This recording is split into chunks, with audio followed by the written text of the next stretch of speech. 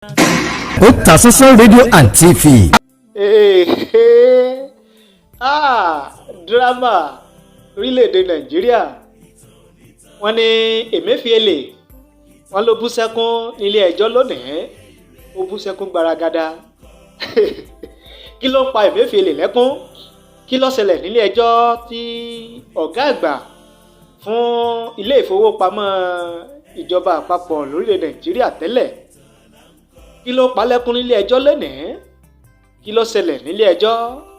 Gẹ́gẹ́ bá a ṣe gbọ́, ohun tá a gbọ́ ni wípé lára àwọn ẹ̀sùn tí wọ́n fi kan Emefiele ó ní ẹ̀sùn kíkówó ìlú jẹ àti ìgbìmọ̀ ṣe ìdàǹbarú owó lásìkò tó wà lẹ́nu iṣẹ́ ìjọba.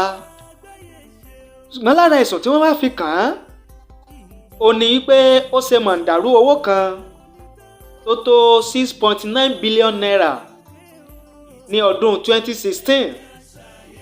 Kì í wá so nìkan ni yóò jẹ́ ẹjọ́ ẹ̀sùn ìdàǹbarú 6.9 billion naira tí wọ́n fi kàn yìí.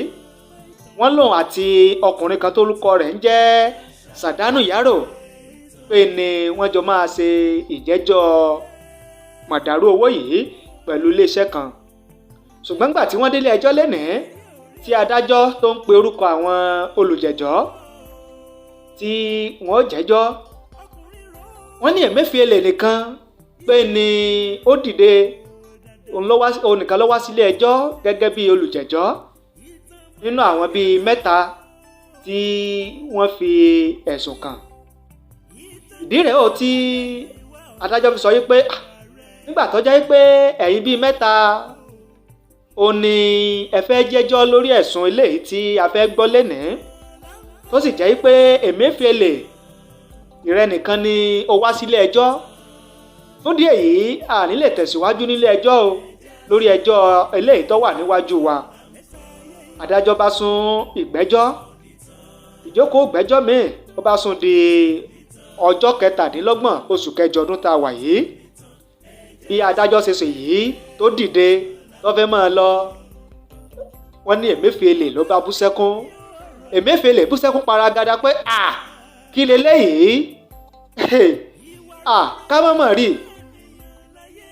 Kí wá ní pa Emefiele lẹ́kún?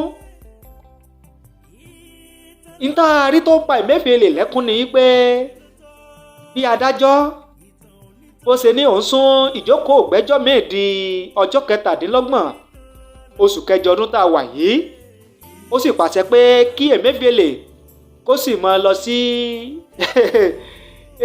àtìmọ́lé àwọn àjọ DSS títí di ìjókòó ìgbẹ́jọ́ míì.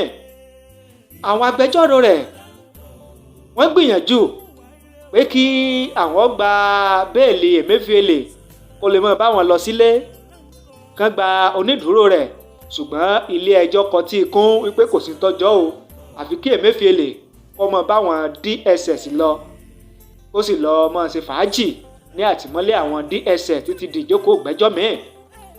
Bí Emefiele ṣe gbé yìí ló bá bú sẹ́kún pé sóun ó tún lọ lo bí ọ̀sẹ̀ kan àbí jù bẹ́ẹ̀ lọ ní àtìmọ́lé àwọn DSS. Ìlọ́pa Emefiele lẹ́kún o, ẹ̀yin ọmọ Nàìjíríà.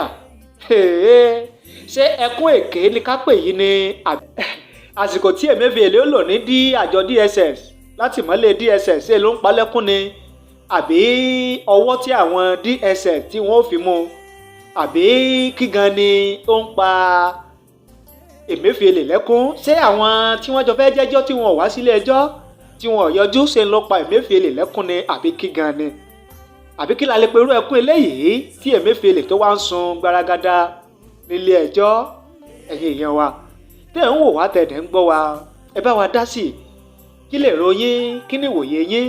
Emefiele ó bú sẹ́kún gbaragada nílé ẹjọ́ lénìí. Ẹ já mọ èrò tiyín, ẹ já mọ ìwòye tiyín lórí ọ̀rọ̀ yìí. Ẹ fi ṣọwọ́ sí wa láàyè comment nísàlẹ̀ fídíò yìí, á kà á o, á sì gbé yẹ̀wò.